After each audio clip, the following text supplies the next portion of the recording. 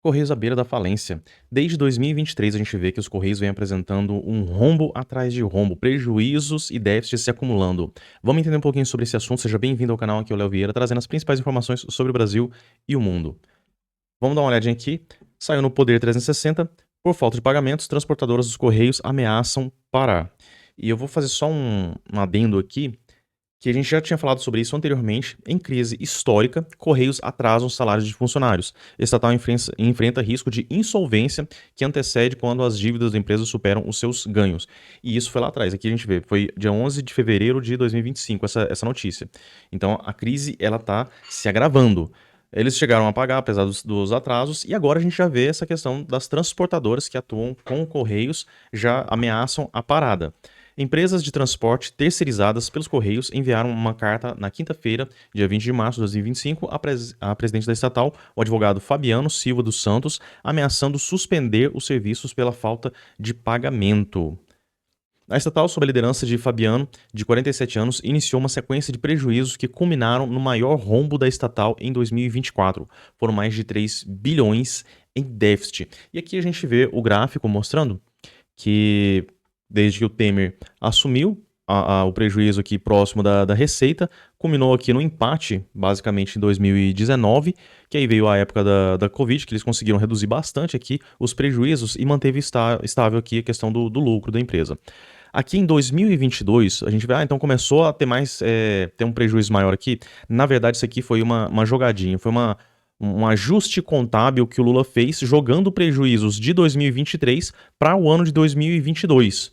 Por isso que aqui era para estar ainda pior. Mas a gente vê que foi se acentuando aqui, foi aumentando o rombo. E o que acontece? O lucro da estatal, a receita, caiu muito. Caiu demais aqui. E aí começam a gerar os problemas.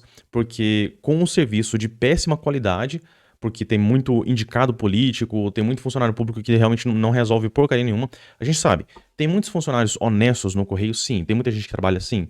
Muita gente que tá na linha de frente aí, os entregadores, pessoal que faz a recepção, que atende.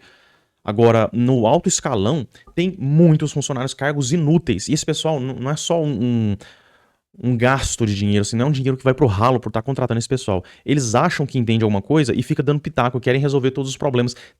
Tem chip de celular dos Correios, eles agora estavam querendo criar um marketplace dos Correios, é um bando de incompetente, um bando de compincha, indicado político que quer justificar o próprio salário, dando um monte de ideia estúpida. Se o Correio simplesmente se limitasse a fazer aquilo pelo qual ele foi criado, só fizesse as entregas de objetos e pronto, já seria um ganho muito grande. Agora, nem isso eles não estão conseguindo, e a gente vê que os rombos estão aumentando, gerando, assim, muitos problemas, e vamos só pra gente relembrar aqui quem que é o presidente dessa estatal, né? Fabiano é advogado e foi indicado ao cargo pelo Prerrogativas, grupo de operadores do direito simpáticos ao presidente Lula. O coletivo atuou e segue atuando fortemente contra as acusações de processos da Lava Jato. E agora, eu me lembro também sobre um fato que eu achei interessante, a gente debatendo, falando sobre essa questão de privatização com muitas pessoas, e aí me fizeram a seguinte pergunta: você acha que é melhor o quê? Você ser dono da empresa ou você ser só um usuário e receber o produto dessa empresa? Aí eu pensei o seguinte, peraí, se a empresa for deficitária, né? Pra que eu vou querer ser dono disso? Porque se eu comprar, por exemplo, Correios por R$ 1, eu tô comprando uma dívida bilionária. Então isso é absurdo. E aí, só pra provar esse ponto, eu acho que é interessante a gente levantar aqui. Banco do BRICS deve emprestar 3,8 bilhões aos Correios. Comitiva do NBC chega a Brasília para averiguar final da empresa para liberação dos recursos, que serão usados em investimentos. O problema disso é que o governo brasileiro é que está balizando essa operação, esse empréstimo que está indo para os Correios. Mas se os Correios não der conta de pagar, porque tem um monte de incompetente que a gente vê aqui, esse pessoal de alto escalão, esse pessoal que não dá conta de tomar decisões direito, um monte de indicado político, você vê, o cara é advogado, ele não é gestor, ele não é administrador, ele é um advogado. Quer dizer que um advogado não pode fazer um bom gestor? Pelo contrário, tem advogados aí que são realmente muito bons em gestão, né, que estão à frente de empresas, mas eles estão sob o aval do mercado. Então, se o cara está sendo contratado por uma empresa, é pela sua competência. Aqui, os indicados são políticos. São pelo quanto eles ajudaram o cara que está com a chave do cofre. No caso, o Lula, né?